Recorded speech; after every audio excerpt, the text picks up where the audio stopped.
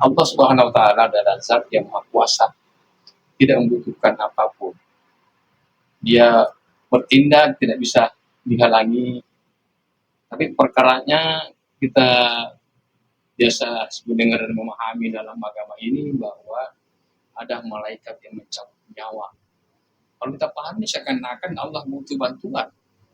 Ada ada kurir yang mengambil ruh kita ini, yang menjemput kita ini, yang dibawa kepada satu alam barzakh. Nah, itu yang pertama, Ustaz. Yang pertama yang bisa saya pahami adalah bahwa ketika kita meyakini Allah itu maha kuasa dan menciptakan makhluknya, sehingga Allah akan sebagai Al-Khaliq. Ya.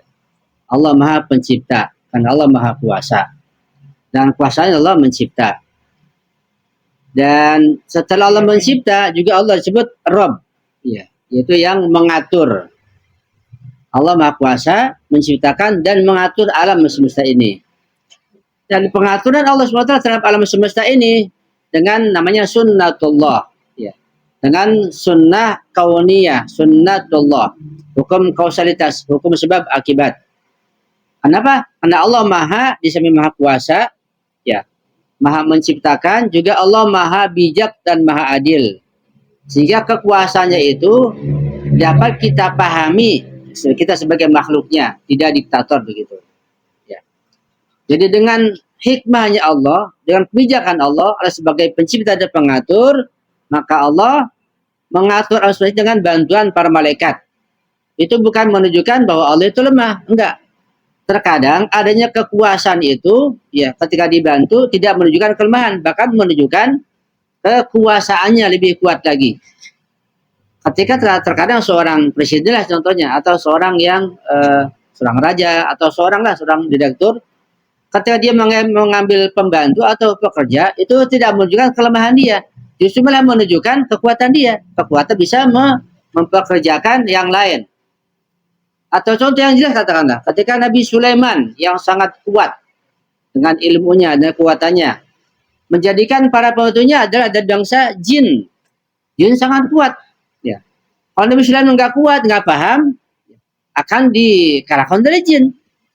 Nabi Sulaiman mengambil tenaga kerja dari bangsa jin, itu menunjukkan bahwa beliau lebih kuat daripada bangsa jin. Jika disuruh-suruh, sana ambil mutiara di lautan, sampai buat istana besar begitu. Ya, sekarang dipendam di mana dan Israel mencari itu istana itu.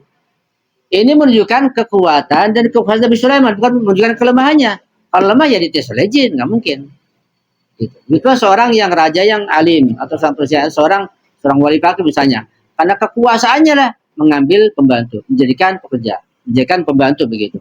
Itu contoh yang sederhana. Dan ketika Allah mengambil pembantu dari malaikat, kalau mudah birati amro, yang mencabut nyawa, menurunkan hujan, menurunkan panas. Bahkan ada malaikat yang membantu pencernaan makanan kita, ada di hadis. Jadi kita makan itu, kita mengunyah dibantu oleh malaikat. Masuk perut kita dibantu oleh malaikat. Banyak malaikat macam-macam. Ya, ada di buku diceritakan dalam berbagai riwayat. Allah mengambil bantu malaikat bukan kelemahan Allah, justru menunjukkan kekuatan Allah mampu menyuruh malaikat. Yang kata Allah, uli ajni hati masna wa surah. Mereka memiliki sayap yang sangat kuat sekali. Ini menunjukkan kelemahan Allah, itu menunjukkan kekuatan Allah. Dan agar kita ini paham tentang bahwa alam ini berjalan dengan sunnatullah, dengan hukum kausalitas. Dekat menjawab Shadiq, aballahu ayyujriyal umura illa bi asbabiyah. Allah mentadbir alam dengan sebab-sebab tertentu. Sehingga kita menjalankan kehidupan dengan sebab-sebab yang kita pahami, kita jalankan. Bagaimana kita sehat, bagaimana orang sakit bisa sembuh dengan sebab-sebab tertentu ini kita jalankan dengan hukum kausalitas. Jadi saya pahami secara singkat begitu.